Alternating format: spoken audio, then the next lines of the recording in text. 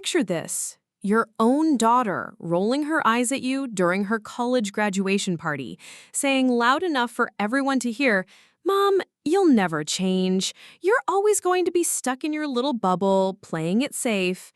Now imagine her face 6 months later when she finds out that her supposedly unchanging mother just sold her tech startup for $47 million. That's exactly what happened to me, and the look of shock on Sarah's face was worth every sleepless night I'd spent building something she never saw coming. Before we jump back in, tell us where you're tuning in from. And if this story touches you, make sure you're subscribed, because tomorrow I've saved something extra special for you. My name is Diana Chen, and I'm 52 years old. I live in a modest, two-bedroom apartment in Portland, Oregon, the same place I've called home for the past 8 years. To anyone looking from the outside, I'm just another single mother who works from home, doing what my daughter calls computer stuff. I drive a reliable but unremarkable silver Toyota Camry that's seen better days, shop at discount grocery stores, and haven't bought myself new clothes in over a year. My neighbors probably think I'm struggling to make ends meet as a freelance web designer, which is exactly what I've let everyone believe, including my own daughter. But the truth is far more complicated than the simple narrative my family has constructed around my life. While Sarah was busy earning her marketing degree at Portland State University, while she was learning about brand strategies and consumer psychology in textbooks, I was quietly building something that would revolutionize how small businesses manage their customer relationships. Every late night she assumed I was struggling with basic website projects for local shops, I was actually coding the most intuitive customer relationship management platform the small business world had ever seen. The irony wasn't lost on me that my daughter, who was studying marketing, had no idea her mother was creating software that would transform how businesses connect with their customers. But I had my reasons for keeping my work secret, reasons that went deeper than simple modesty or fear of jinxing my success. I knew Sarah's personality, knew how she viewed the world, and I understood that revealing my project too early would have created dynamics in our relationship that neither of us was ready to handle. Sarah had always been ambitious, driven, and incredibly focused on status and perception. Even as a child, she cared deeply about how things looked to others, whether it was having the right backpack for school or making sure her friends knew about our family vacations. There wasn't anything wrong with this, it was simply who she was. But I also knew that if she'd learned about my startup journey, about the late nights and the coding marathons and the business development calls, she would have wanted to insert herself into the process in ways that might have derailed everything I was working toward. So I made the decision to protect my work by keeping it private, letting her focus on her studies while I focused on building something that could change both our lives. I told myself it was temporary, that once the platform was complete and launched, once I had something concrete to show her, then we could celebrate together. I thought I was giving her the gift of a surprise that would make her proud of what her mother had accomplished. Instead, my secrecy created a gulf between us that grew wider with every passing month. The late nights I spent debugging code, she interpreted as social isolation. The focused intensity I brought to my work, she saw as an inability to engage with the modern world. The careful way I managed my finances while reinvesting everything into my business, she viewed as being stuck in outdated patterns of thinking. What made it even more painful was that Sarah genuinely cared about me. Her criticisms weren't coming from a place of cruelty, but from a place of love mixed with frustration. She wanted her mother to be more adventurous, more socially connected, more willing to embrace change and new experiences. She saw me as someone who had retreated into a safe but limiting routine after her father and I divorced 5 years earlier. The divorce had been amicable enough, but it had definitely changed the family dynamic in ways that affected how Sarah viewed my choices. Her father, Marcus, had immediately started dating someone new, someone younger and more socially active. He'd moved to Seattle, gotten involved in the local art scene, started posting photos on social media of gallery openings and weekend trips to wine country. From Sarah's perspective, her father was embracing his new chapter with enthusiasm, while her mother was hiding away in an apartment, working on mysterious computer projects that never seemed to lead anywhere significant. This perception was reinforced every time Sarah came home for visits or family gatherings. While Marcus would regale everyone with stories of his latest adventures, I would quietly deflect questions about my work with vague references to client projects and website development. I couldn't tell them about the groundbreaking software I was developing, about the potential partnerships I was negotiating, about the investors who were starting to show serious interest in what I was building. The customer relationship management platform I was creating wasn't just another business tool. It was designed specifically for small and medium-sized businesses that had been underserved by existing CRM solutions. Most platforms were either too complex and expensive for smaller companies or too basic to handle the sophisticated customer relationship strategies that modern businesses needed to thrive. My platform filled that gap perfectly, offering powerful functionality with an intuitive interface that didn't require extensive training or technical expertise. The artificial intelligence integration was particularly innovative.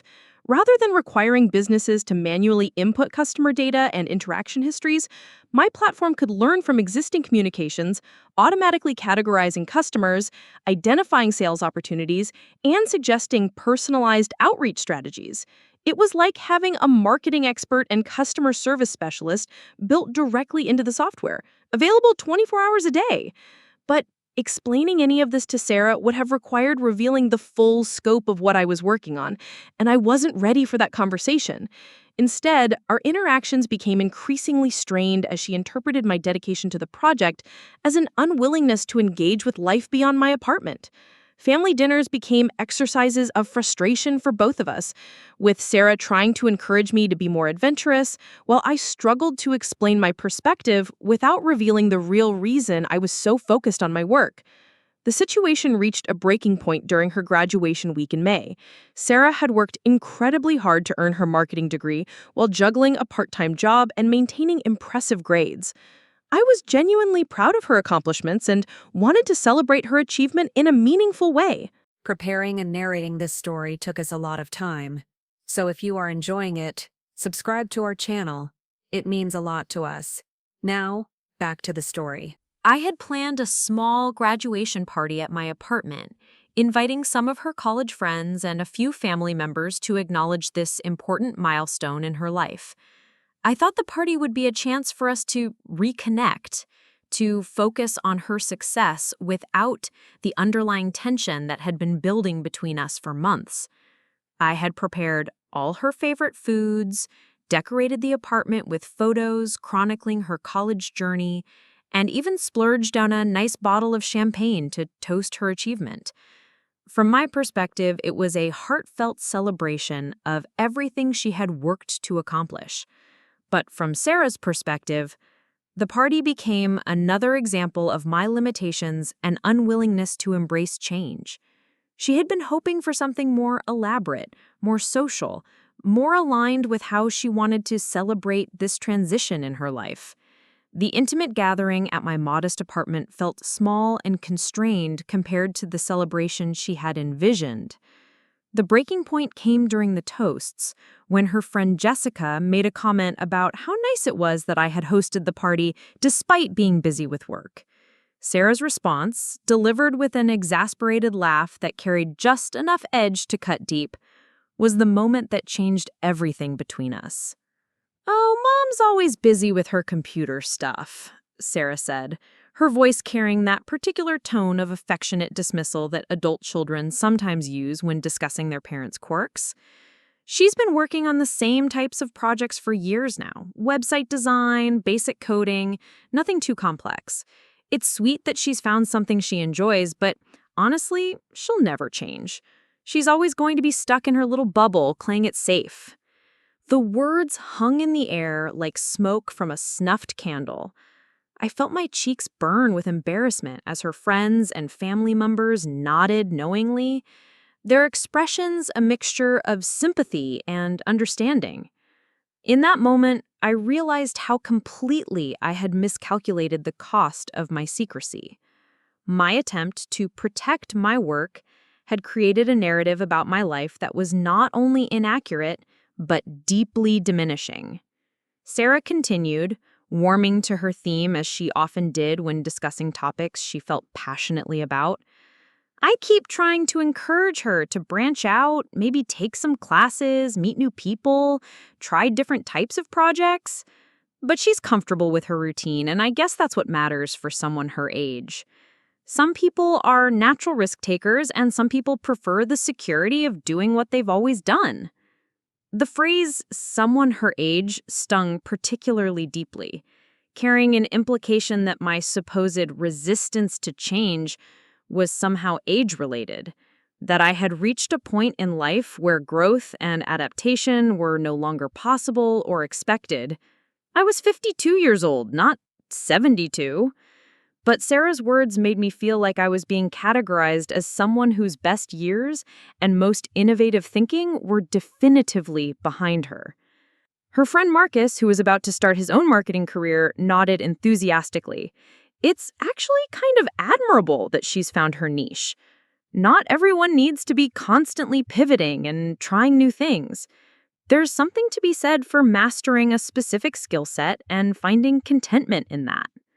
The condescension in his attempt at kindness was almost worse than outright criticism. He was essentially praising me for what he perceived as my limited ambitions and modest achievements, treating my supposed satisfaction with small projects as a charming example of knowing one's limitations. I stood in my own living room, listening to young adults discuss my life and career as if I were a quaint but harmless figure who deserved gentle praise for staying in my lane. But the conversation wasn't over. Sarah's friend Emma, who had just accepted a position with a tech startup in San Francisco, joined the discussion with the confidence of someone who had recently learned about innovation and disruption in her business classes. The tech wine glass in a way that suggested she was sharing profound insights. It's not like it was even 5 years ago. The tools, the languages, the whole ecosystem, it's completely different. Someone who's been doing basic web design for a while might find it really overwhelming to try to catch up with modern development practices. I bit my tongue, thinking about the cutting-edge machine learning algorithms I had integrated into my platform, about the cloud architecture I had designed to handle enterprise-level scaling, about the security protocols I had implemented that exceeded industry standards. But I couldn't defend myself without revealing the project I had been so carefully protecting. Sarah continued, warming to her theme as she often did when discussing topics she felt passionately about. I keep trying to encourage her to branch out, maybe take some classes, meet new people, try different types of projects. But she's comfortable with her routine, and I guess that's what matters for someone her age. Some people are natural risk takers, and some people prefer the security of doing what they've always done. The basics competently.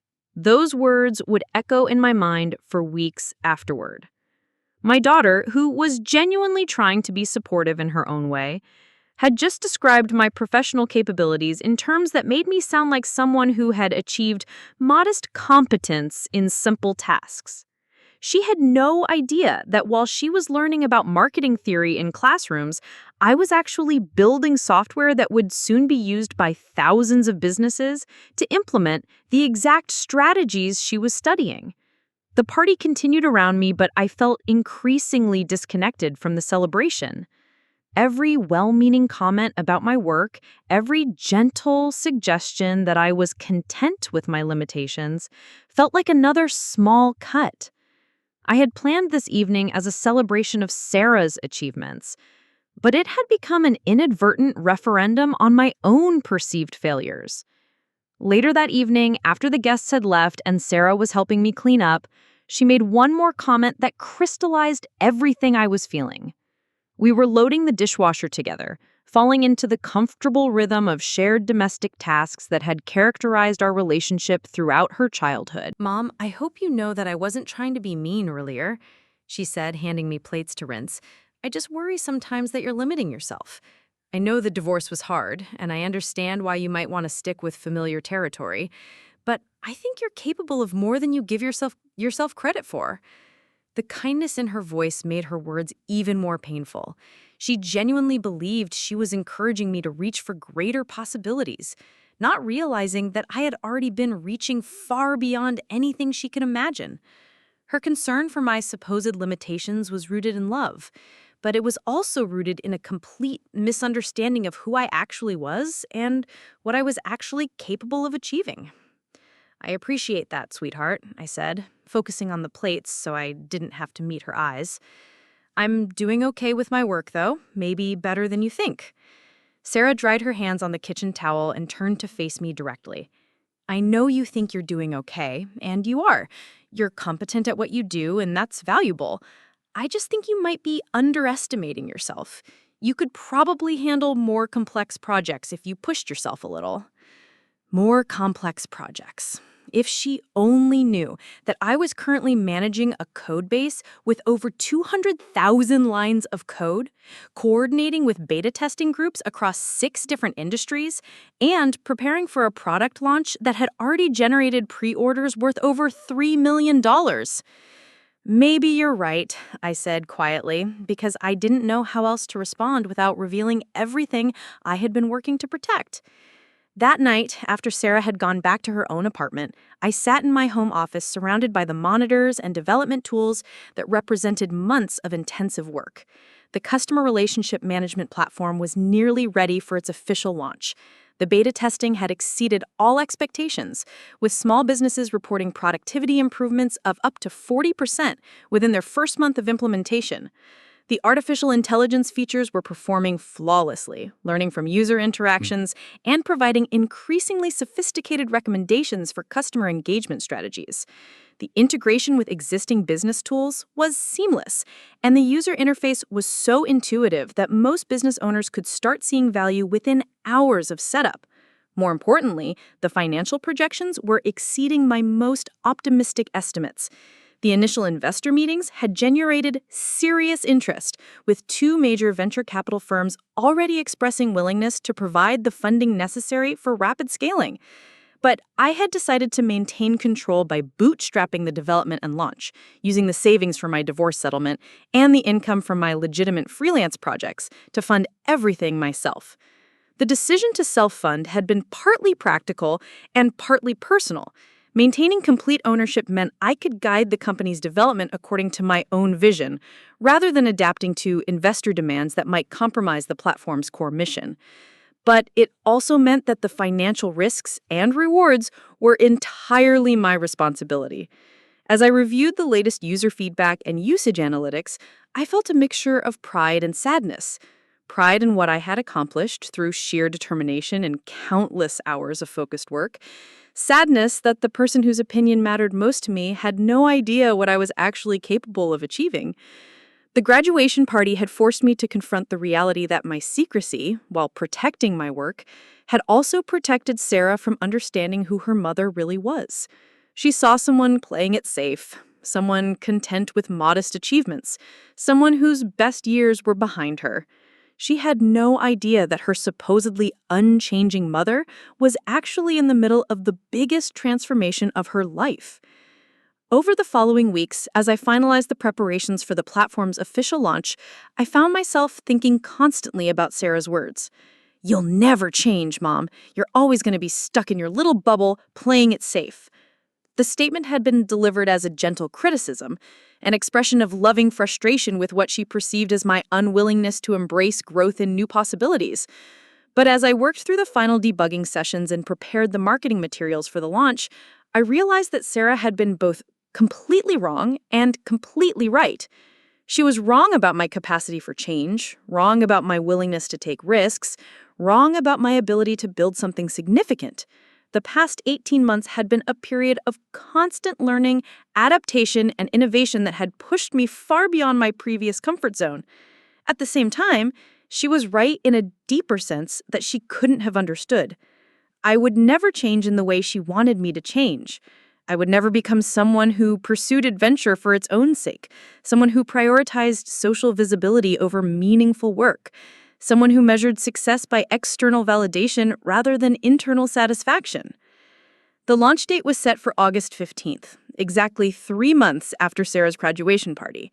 By that time, the pre-orders had grown to over 8,000 licenses, representing projected first-year revenue of nearly $12 million. The marketing strategy was designed around word-of-mouth recommendations from satisfied beta users, supported by targeted digital advertising to small business owners who fit the ideal customer profile.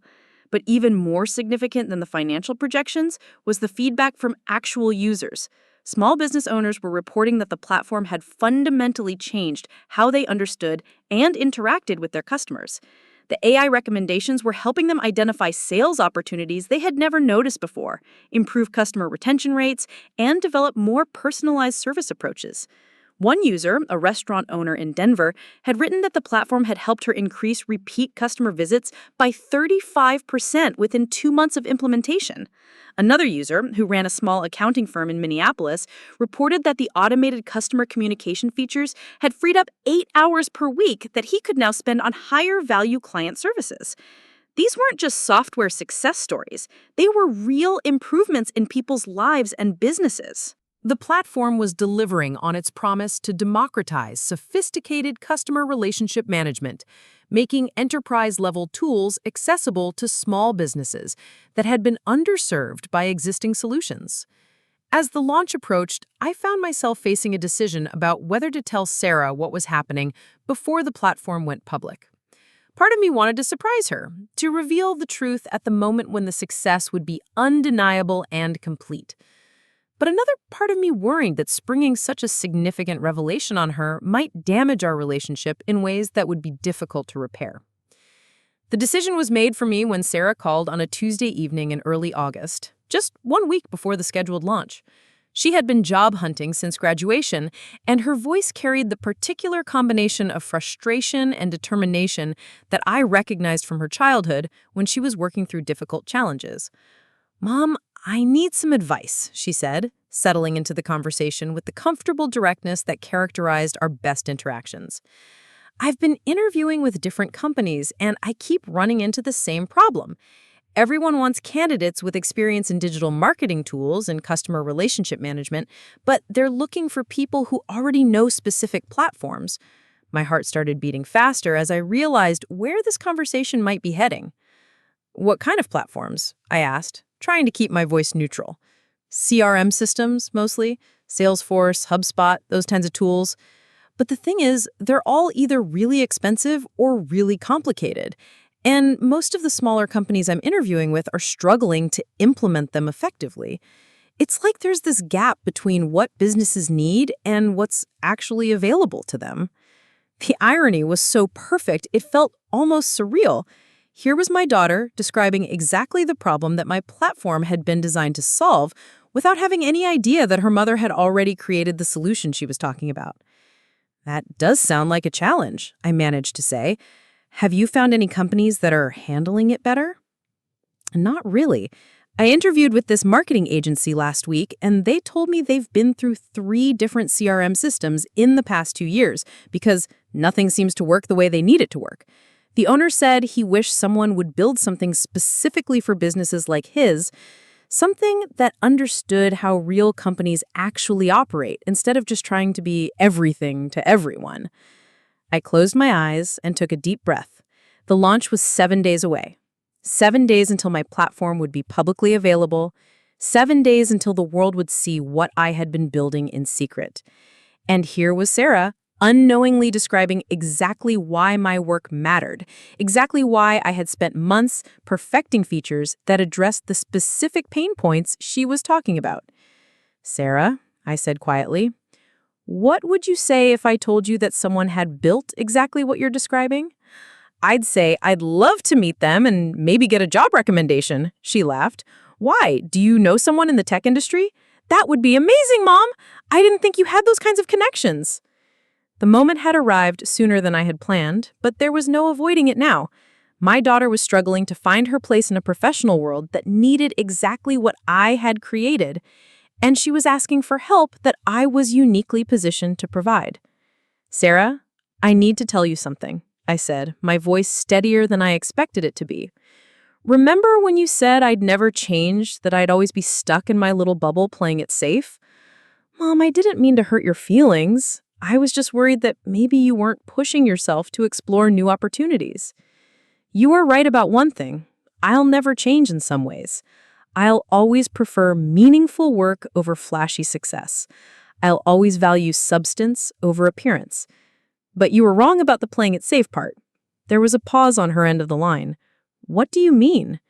I mean that for the past 18 months, while you thought I was doing basic web design projects, I was actually building a customer relationship management platform that's going to launch publicly next week. And based on the pre-orders and beta testing results, it's going to revolutionize exactly the market segment you've been talking about. The silence that followed was so complete, I wondered if the call had dropped. Finally, Sarah's voice came through the phone, smaller and more uncertain than I had heard her in years. Mom, what are you talking about? The silence stretched between us for what felt like an eternity. I could almost hear Sarah processing what I had just told her, trying to reconcile the mother she thought she knew with the information I had just shared. When she finally spoke, her voice carried a mixture of confusion and disbelief that cut straight through my heart. Mom, I don't understand. You've been building software? Like actual software that people pay for? The tone wasn't dismissive exactly, but it carried that same quality of patient concern she might use if I had told her I was planning to become an astronaut. Yes, Sarah, real software. A customer relationship management platform specifically designed for small and medium-sized businesses. The kind of businesses you were just telling me about, the ones that can't find systems that actually work for them. But Mom, you do websites. You've always done websites. When did you learn how to build software applications? That's completely different from web design. I found myself in the strange position of having to convince my own daughter that I possessed skills she had never imagined I could develop. I've been learning and building for 18 months, honey. The web design projects were real, but they were also cover for the larger project I was working on.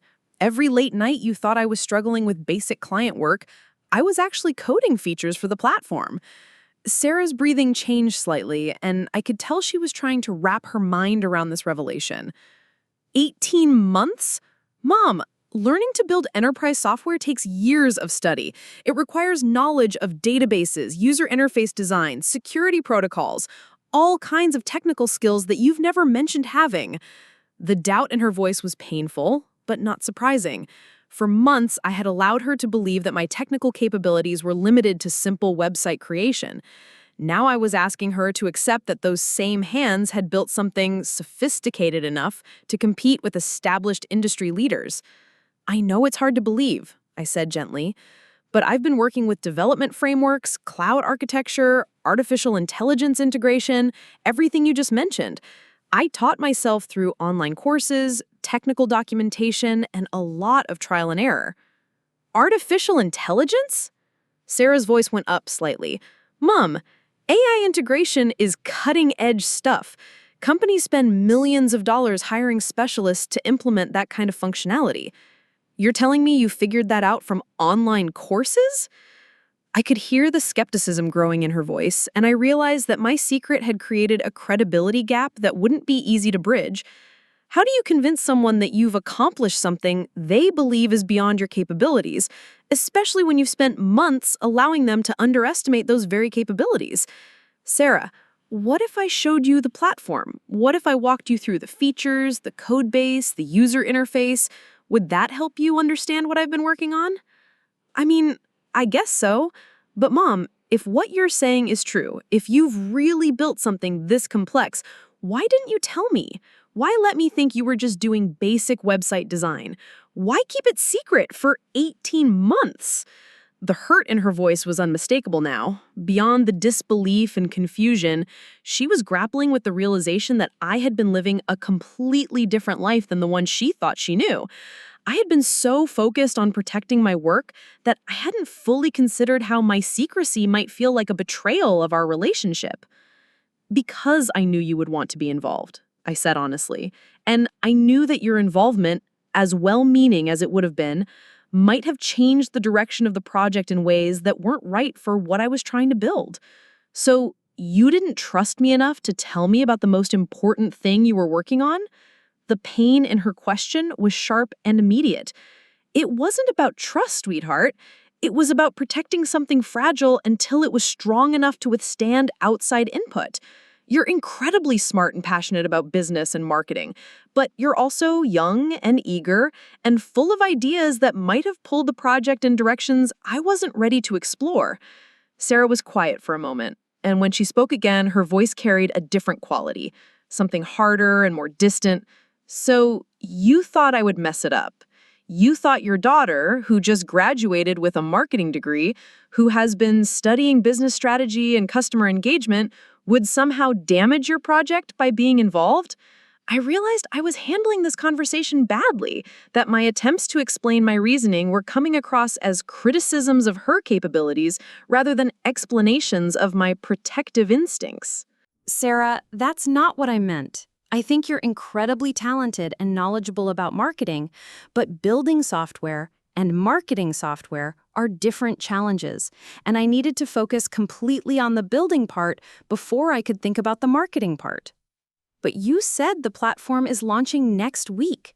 You said there are pre-orders and beta testing. That means you did handle the marketing part, didn't you? You figured out customer acquisition and user testing and all the business development stuff without any help from the daughter who actually studied those subjects. The accusation in her voice was getting stronger, and I could feel our conversation sliding toward an argument that neither of us wanted to have. But Sarah wasn't finished processing her hurt and confusion. You know what the worst part is, Mom? It's not that you kept the secret from me. It's that you let me feel sorry for you. You let me worry about your limited ambitions and your reluctance to try new things. You let me think you needed encouragement to push yourself professionally. And all along, you were working on something that makes my college education look like kindergarten finger painting. Her words hit me like physical blows because they contained enough truth to be devastating. I had let her worry about me, had allowed her genuine concern for my well-being to persist, even when that concern was based on completely false assumptions. In my effort to protect my work, I had inadvertently manipulated her emotions in ways that now felt cruel and deceptive. Sarah, I never wanted you to feel sorry for me. I was trying to give you space to focus on your own goals without feeling pressured to help with my project. That's not your decision to make, Mom. I'm an adult. I'm your daughter. If you're working on something this significant, something this challenging, I should have been able to support you through that process. Instead, you made me an outsider to the most important thing happening in your life. The conversation was spiraling away from the celebration I had hoped for when I finally revealed my work. Instead of sharing my excitement about the platform's success, we were arguing about the ethics of my secrecy and the impact it had on our relationship. But Sarah wasn't done expressing her feelings about the situation.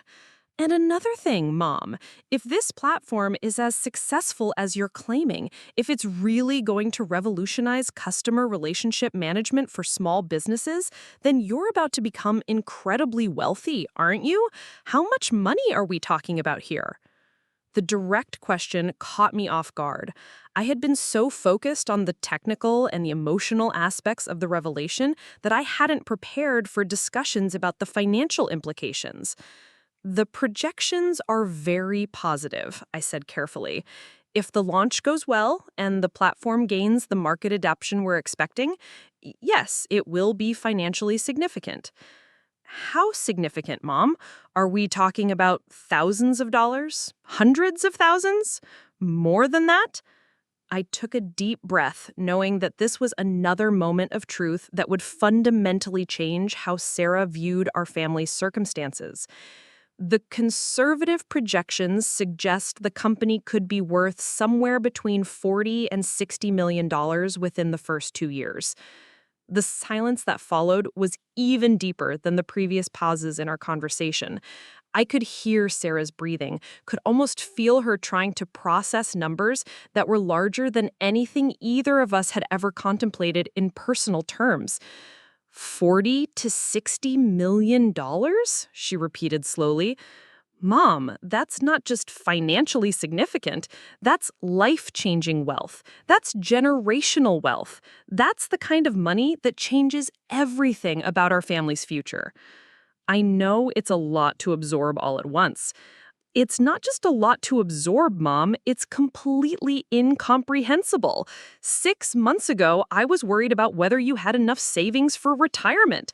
I was concerned that you might need financial help as you got older. And now you're telling me that you're about to become one of the wealthiest women in Oregon? The way she framed it made the transformation sound even more dramatic than it felt from my perspective. From the inside, the growth had been gradual, built on months of incremental progress and small victories. But from Sarah's perspective, I was revealing a complete alternate reality that had been developing parallel to the life she thought we were living. Sarah, the money is important, but it's not the most important thing. The platform is going to help thousands of small businesses operate more effectively, serve their customers better, grow more sustainably. The financial success is a byproduct of creating something genuinely valuable. Don't you dare minimize this, Mom. Don't you dare pretend that going from web designer to multimillionaire entrepreneur isn't the most dramatic transformation imaginable. You're about to join a completely different economic class, and you're acting like it's just a nice side effect of pursuing your interests. Her anger was building now, and I could tell that the financial revelation had added another layer of complexity to her feelings about my secrecy. It wasn't just that I had hidden a project from her. I had hidden a transformation that would affect every aspect of our family's future. And what about me, Mom? What about my future? I've been job hunting for months, worrying about student loans and entry-level salaries and whether I'll be able to afford rent in a decent neighborhood. Meanwhile, my mother is sitting on a business that's worth more money than I could earn in multiple lifetimes. I realized that Sarah was grappling with questions I hadn't fully considered during the months I had been focused on building the platform. How would this level of financial success change our relationship? How would it affect her sense of independence and personal achievement? How would it alter the family dynamics that had shaped both our identities?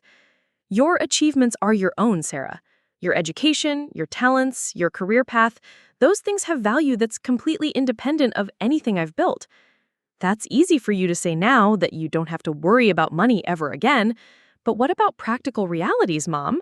Should I keep looking for entry-level marketing positions when my mother could probably buy the companies I'm interviewing with? Should I worry about paying off my student loans when you'll be able to cover them with pocket change? These were profound questions that cut to the heart of how wealth affects family relationships, how financial success changes the context for personal growth and achievement. Sarah was right to be thinking about these implications, and I didn't have easy answers for her. I want you to pursue whatever career path feels right to you, I said. The platform's success shouldn't dictate your choices about your own life and professional development. But it will dictate them, won't it, Mom? Even if we don't want it to, this changes everything about the choices available to me.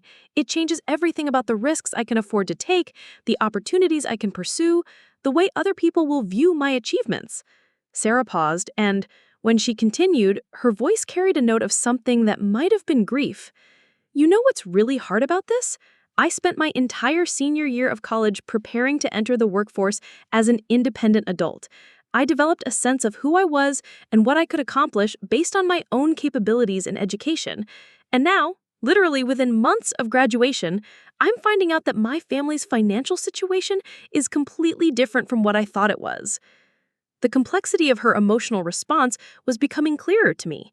This wasn't just about my secrecy, or even about the money itself. It was about identity, about the story Sarah had been telling herself about her place in the world and her relationship to economic opportunity and personal responsibility. I don't want this to diminish your sense of your own accomplishments, I said. You earned your degree through your own hard work. You developed skills and knowledge that have value regardless of our family's financial situation. But it does diminish them, doesn't it, Mom? If I take a job with a startup now, people might wonder whether I really earned the position or whether my family's connections and resources played a role. If I succeed in business, there will always be questions about whether that success was really mine or whether I had advantages that other people didn't have access to. Sarah was articulating something I had seen happen in other wealthy families, the way that financial success could complicate the next generation's relationship to their own achievement and identity. She was right to be concerned about these dynamics, and I respected her for thinking through the implications so thoughtfully. Those are legitimate concerns, I admitted, but they're also problems that come with opportunities. The platform's success doesn't have to define your path, but it could give you the freedom to take risks and pursue goals that might otherwise be too financially dangerous. Or it could make me complacent. It could make me less motivated to develop my own capabilities because I know there's always a safety net that's more substantial than anything I could build for myself. The conversation was becoming more philosophical, moving beyond the immediate shock of my revelation toward deeper questions about how wealth affects personal development and family relationships. But I could tell that Sarah was still processing the basic facts of what I had told her. Mom, I need to see this platform. I need to understand what you've actually built before I can wrap my mind around everything else you're telling me. Of course. Why don't you come over tomorrow evening? I can walk you through the entire system, show you the user interface, explain how the artificial intelligence features work, demonstrate the integration capabilities. Tomorrow evening, Sarah repeated. Okay, but Mom, I have to tell you, I'm feeling pretty overwhelmed right now. This conversation has changed everything I thought I knew about our family, about your capabilities, about our future. I need some time to process all of this before I can have a productive discussion about the platform itself. I understand completely. Take all the time you need. And Mom, I'm proud of what you've accomplished. I'm shocked and confused and maybe a little hurt that you kept it secret, but I'm proud. Building something like this takes incredible skill and determination and vision. I just wish I had known you were capable of this kind of innovation. Her words brought tears to my eyes because they contained both recognition of my achievement and acknowledgement of the gap that my secrecy had created between us. Thank you, sweetheart. That means everything to me. After we hung up, I sat in my home office staring at the screens that displayed the platform's user dashboard, thinking about how the conversation had unfolded. I had expected Sarah to be surprised, even shocked by my revelation, but I hadn't anticipated the depth of her emotional response, the way the news would challenge not just her understanding of my capabilities, but her entire sense of our family's place in the world. The days that followed were filled with an odd mixture of excitement about the approaching launch and anxiety about how the revelation was affecting my relationship with Sarah. She called twice to ask clarifying questions about the platform's features and business model, but our conversations were more formal than usual, as if she was still figuring out how to relate to this new version of her mother. The platform launched on schedule the following Tuesday morning. The response was immediate and overwhelming. Within the first hour, we had received over 300 new orders beyond the existing pre-sales. By the end of the first day, that number had grown to over 1,500. The user feedback was consistently positive, with small business owners expressing amazement at how intuitive and powerful the system was. Local tech blogs picked up the story within 48 hours, running articles about the Portland entrepreneur who had single-handedly built a revolutionary small business tool. The Oregon Business Journal featured the platform in their weekly newsletter, describing it as a game-changing innovation that could put Portland on the map as a small business technology hub. But the media attention brought unexpected complications. The articles included my name and basic biographical information, including the fact that I was a 52-year-old single mother who had taught herself software development. Several journalists wanted to interview me about the technical challenges of building the platform and the business strategy behind its development. More problematically, the success of the launch had attracted the attention of larger competitors who were now scrambling to understand how a solo developer had created something that their teams of engineers had been unable to match. I started receiving calls from major software companies expressing interest in acquiring the platform with initial offers ranging from $35 to $50 million. The acquisition discussions forced me to confront decisions I hadn't expected to face so quickly. Should I maintain control of the platform and continue developing it independently? Should I sell to a larger company that could scale it more rapidly? Should I bring in investors who could provide the capital needed for aggressive expansion? These were the kinds of strategic business decisions that Sarah had spent 4 years studying in her marketing program.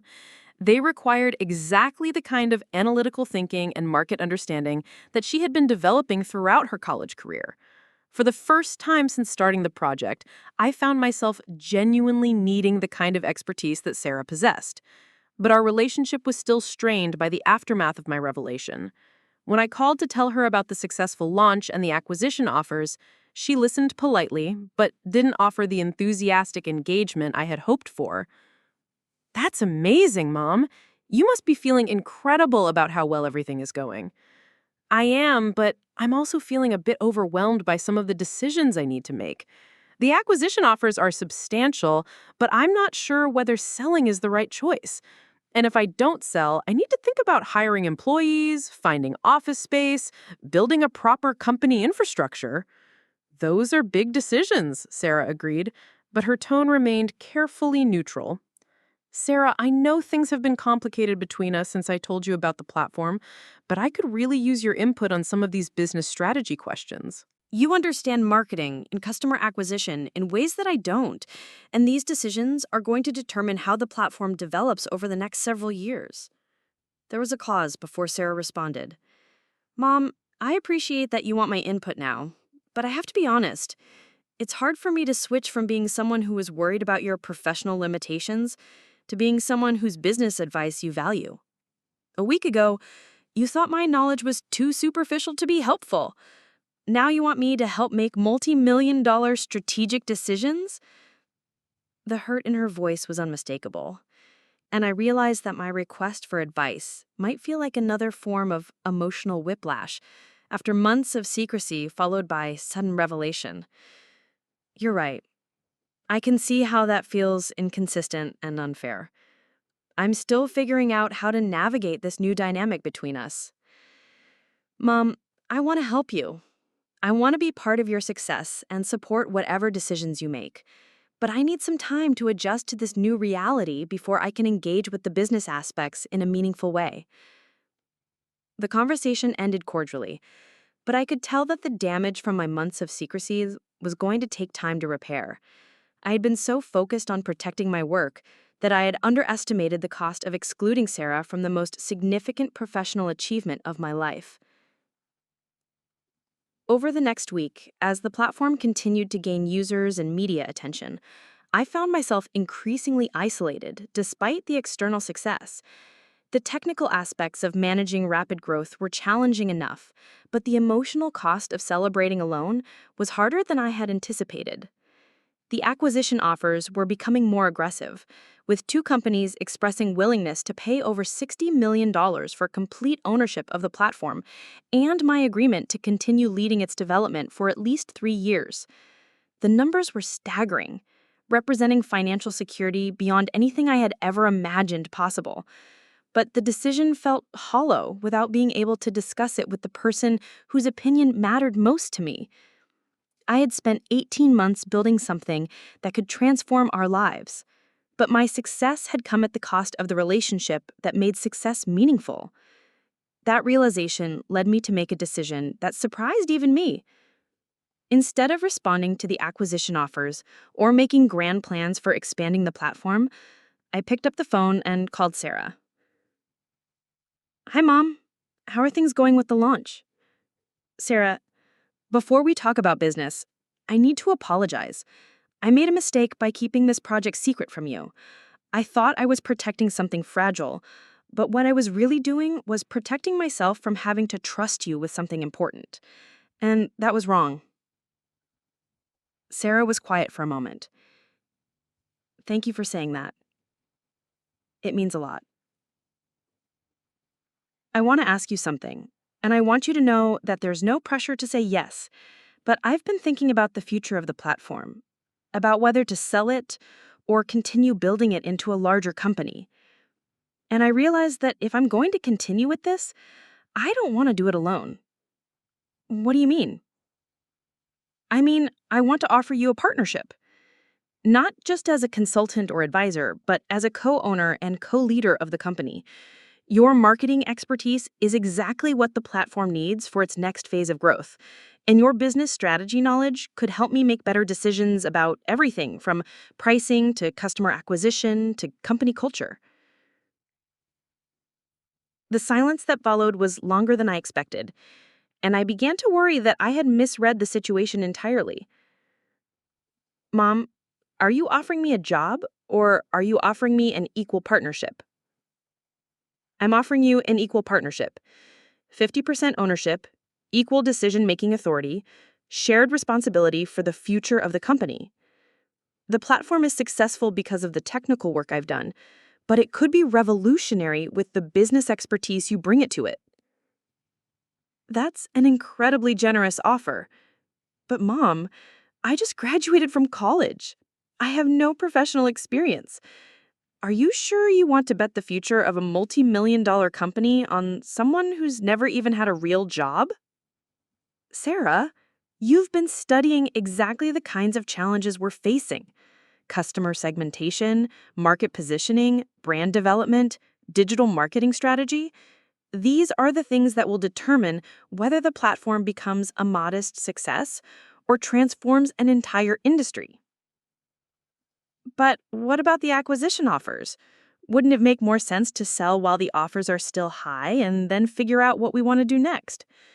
It would make sense from a pure financial perspective.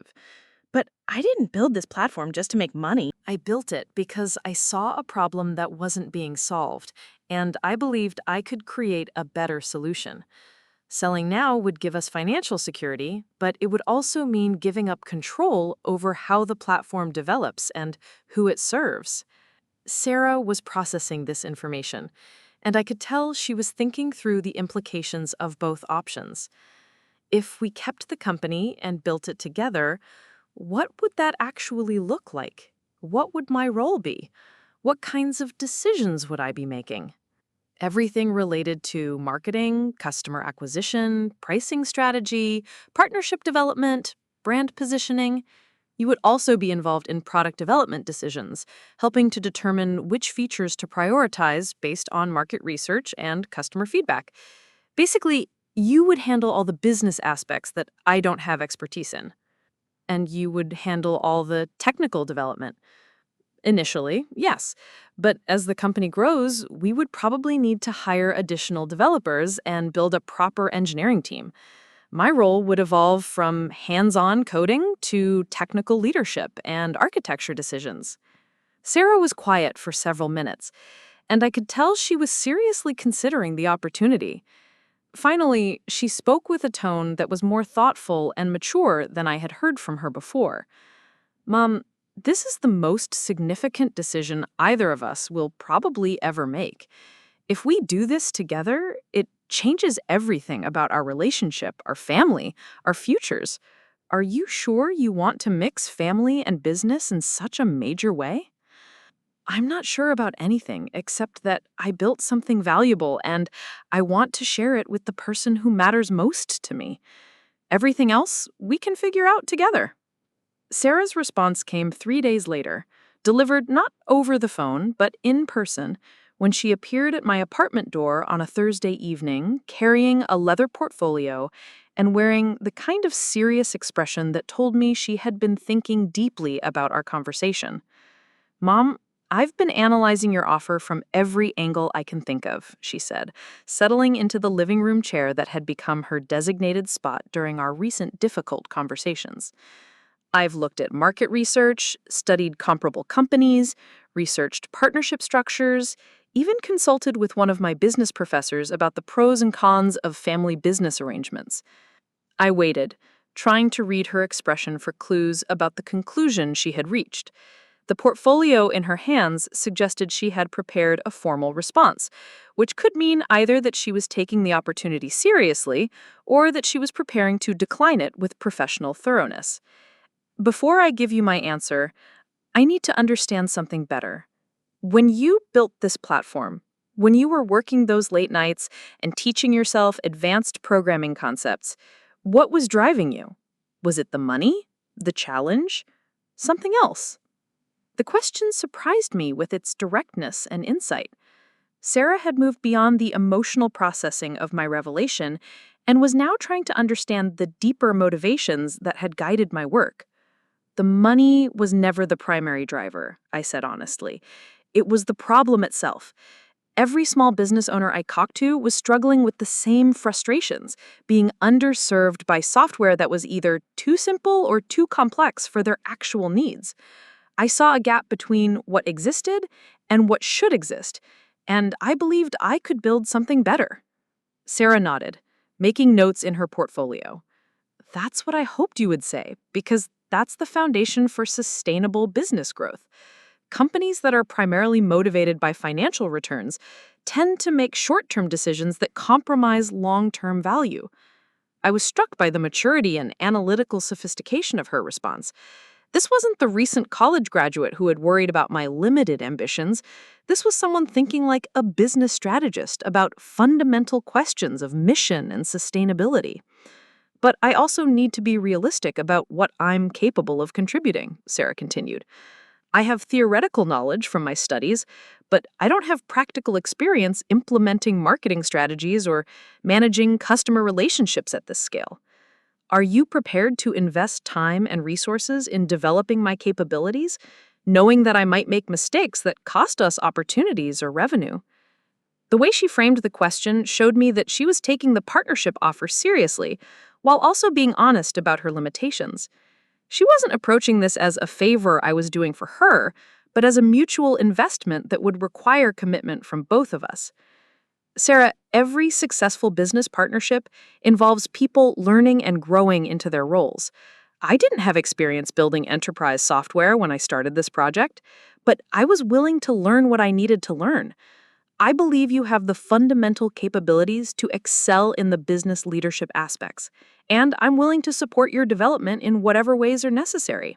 She opened her portfolio and pulled out several sheets of detailed notes and analysis. I've been researching our potential market size, competitor positioning, and growth strategies. Based on the user adoption rates you've achieved so far, I think we're actually underestimating the platform's potential impact. Sarah spread her analysis across the coffee table, and I could see charts, graphs, and strategic frameworks that demonstrated a level of business thinking I hadn't expected from someone with only theoretical experience. According to my research, there are approximately 600,000 small businesses in our target demographic across the United States. If we could capture even 5% of that market within 3 years, we would be looking at revenues exceeding $200 million annually. The numbers she was presenting were larger than anything I had projected in my own planning. I had been thinking about regional growth and gradual expansion, but Sarah was thinking about national market penetration and scaling strategies that could transform the platform into a major industry player. These projections assume we can maintain our current user satisfaction rates while dramatically increasing our customer acquisition capabilities. She continued. That would require substantial investment in marketing infrastructure, customer support systems, and probably regional sales teams. Sarah was talking about building a real company, not just growing a successful product. She was thinking about organizational structure, operational challenges, and strategic positioning in ways that demonstrated genuine business acumen. I've also been thinking about the competitive landscape and how we could maintain our advantages as larger companies try to replicate our approach. The key is to stay ahead of them in terms of features and user experience, while building brand loyalty that makes it difficult for competitors to steal our customers. She pulled out another document that outlined potential product development priorities based on customer feedback analysis and market gap identification. I think we should be developing industry-specific versions of the platform. Restaurant management has different CRM needs than retail or professional services. If we can create specialized solutions while maintaining the core platform architecture, we can capture much larger market segments. The strategic sophistication of her thinking was impressive, but what struck me even more was the enthusiasm in her voice as she explained her analysis. This wasn't someone going through the motions of evaluating a business opportunity. This was someone who had found something that genuinely excited her intellectual and professional curiosity. Sarah, this analysis is remarkable. You've identified growth opportunities and strategic challenges that I hadn't even considered. But I need to ask you directly. Do you want to do this? Not because it's a generous offer from your mother, not because it's a good career opportunity, but because it's something you genuinely want to build and lead. She set down her papers and looked at me directly. Mom, for the past week, I've been more energized and engaged than I felt since starting college. Researching this market, analyzing our competitive position, thinking about growth strategies, it feels like everything I studied is finally connecting to something real and meaningful. The excitement in her voice was unmistakable, and I felt a surge of relief and pride that my offer had connected with something authentic in her professional aspirations. But I have conditions, she continued, her time becoming more businesslike. If we're going to do this as equal partners, I need to know that my input will be valued and implemented, not just politely considered. I need decision-making authority over marketing and business development with the understanding that you maintain control over technical architecture and product development. That seems entirely reasonable and appropriate given our respective expertise. I also need us to establish clear communication protocols about major decisions. No more secrets, no more protecting each other from information we think might be overwhelming or premature. If we're building this together, we need complete transparency about challenges, opportunities, and strategic thinking. The request for transparency was clearly a direct response to the months of secrecy that had strained our relationship. Sarah was making sure that our business partnership wouldn't repeat the communication patterns that had caused problems in our family relationship. Absolutely. Complete transparency about everything related to the business and better communication about everything else, too. Sarah smiled for the first time since arriving. In that case, Mom, I would love to accept your partnership offer. But I think we should make it official with proper legal documentation and clear agreements about roles, responsibilities, and decision-making authority. The relief I felt was overwhelming. For months, I had been building something alone, protecting it from outside input, convinced that isolation was necessary for success. But having Sarah as a true partner, bringing her energy and expertise to the challenges ahead, felt like the missing piece that would make the platform's potential achievable. There's something else I need to tell you. Sarah pulled out one more document from her portfolio. While I was researching our market position, I also looked into some of the acquisition offers you mentioned. I think we should seriously consider the offer from TechFlow Solutions. TechFlow Solutions had been one of the companies expressing interest in acquiring the platform, offering $55 million for complete ownership, plus a 3-year consulting contract for continued development leadership. I thought you were excited about building the company together. Why would we consider selling now? She spread out in financial analysis that compared the acquisition offer to projected revenues from independent growth strategy. Because $55 million guaranteed today is worth more than projected revenues that depend on successful execution of an ambitious growth strategy. And because TechFlow has the infrastructure and resources to scale the platform much faster than we could do independently. She was approaching this decision with analytical rigor rather than emotional attachment to either option. I was impressed by her ability to evaluate the partnership opportunity objectively, even after expressing enthusiasm for working together. But there's another factor to consider. TechFlow's offer includes keeping both of us in leadership roles, with you as Chief Technology Officer and me as VP of Marketing and Business Development. We would still be building the platform together, but with the resources and support of a much larger organization. The TechFlow option would give us financial security while allowing us to continue developing the platform, but it would also mean giving up the independence and control that had been central to my original vision. What do you think we should do? I asked, genuinely curious about her recommendation. I think we should negotiate with TechFlow to improve their offer while simultaneously developing our independent growth plan in enough detail that we can make an informed comparison. We shouldn't make this decision based on incomplete information about either option. Sarah's approach was methodical and strategic, exactly the kind of business thinking that would be valuable regardless of which path we chose. She was treating this as a genuine business decision rather than an emotional choice between family independence and corporate security. That makes sense. How do you suggest we structure the negotiations? We tell TechFlow that we're interested but need a better offer to make acquisition more attractive than independent growth. Specifically, we ask for $70 million plus equity participation in the parent company, so we benefit from the platform's future growth even after acquisition. Sarah was thinking about complex deal structures that I wouldn't have considered on my own. Her business education was proving valuable in ways that went far beyond marketing and customer acquisition. We should also negotiate for significant autonomy in product development and customer engagement strategies. The value of the platform comes from its understanding of small business needs, and that insight shouldn't be compromised by integration into a larger corporate structure. Over the following week, Sarah took the lead in structuring our negotiations with TechFlow while simultaneously developing detailed plans for independent growth. She approached both options with equal analytical rigor, creating financial models and strategic frameworks that helped us understand the true implications of each choice. The independent growth plan she developed was ambitious but realistic, outlining a 3-year strategy that could potentially generate more wealth than the acquisition offer while maintaining complete control over the platform's development and market positioning. The TechFlow negotiations progressed quickly once Sarah began handling the business development aspects. Her preparation and presentation skills impressed their acquisition team, and they improved their offer to $68 million plus equity participation that could be worth tens of millions more, depending on the platform's integration success. But the negotiations also revealed something unexpected about Sarah's priorities and decision-making approach. During one of our strategy discussions, she made an observation that changed how I thought about the choice we were facing. "Mom, I've been thinking about why you built this platform in the first place.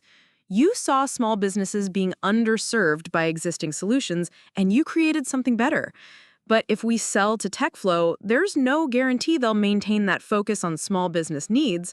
They might optimize for enterprise clients or integrate the platform into broader solutions that compromise its original mission." Sarah was thinking about the platform's purpose and impact, not just its financial value.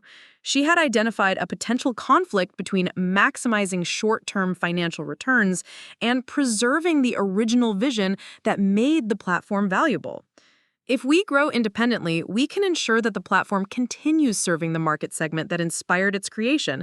We can reinvest profits into features and support systems that specifically benefit small businesses, rather than shareholders or corporate strategy objectives.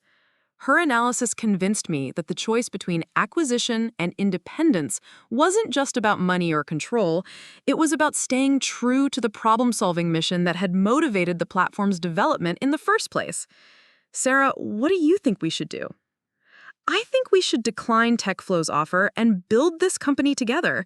Not because it's the most financially rational choice, but because it's the choice that lets us continue solving the problem that started this whole journey. Her recommendation surprised me because it was based more on mission and values than on pure financial optimization. Sarah was choosing the path that aligned with purpose rather than profit maximization, which suggested a level of business maturity I hadn't expected. Are you sure? $68 million is a lot of financial security to give up for the possibility of something larger. Mom, 6 months ago I was worried about entry-level salaries and student loans. Today, I'm debating whether to accept $68 million or build a company that could be worth 10 times that much. I think I can handle the risk of choosing the bigger vision. Sarah's confidence was infectious, and I realized that her partnership had already begun changing how I thought about the platform's potential. With her marketing expertise and strategic thinking, growth targets that had seemed impossibly ambitious now felt achievable. We spent the next month establishing the legal structure for our equal partnership, developing detailed business plans, and beginning the process of scaling from a solo project to a real company. Sarah handled incorporation paperwork, partnership agreements, and initial hiring plans, while I focused on platform improvements and infrastructure development. The transition from secret project to family business partnership wasn't always smooth. We had disagreements about priorities, communication styles, and strategic approaches that required careful navigation of both business and family relationship dynamics. But we also discovered that our different perspectives and skill sets complemented each other in ways that strengthened both our business decisions and our personal relationship. Sarah's enthusiasm for growth and market expansion pushed me to think bigger, while my focus on product quality and user experience kept our ambitions grounded in practical value creation. 6 months after our partnership was formalized, the platform had grown to over 50,000 active users across 12 states. Sarah's marketing strategies had increased our customer acquisition rate by over 300%, while maintaining the user satisfaction levels that had made the platform successful in the first place. The revenue growth was substantial enough that we began attracting acquisition offers from other companies, including some that were larger and more attractive than the original TechFlow proposal. But both Sarah and I had developed an attachment to building something independently that made selling feel like giving up rather than cashing in.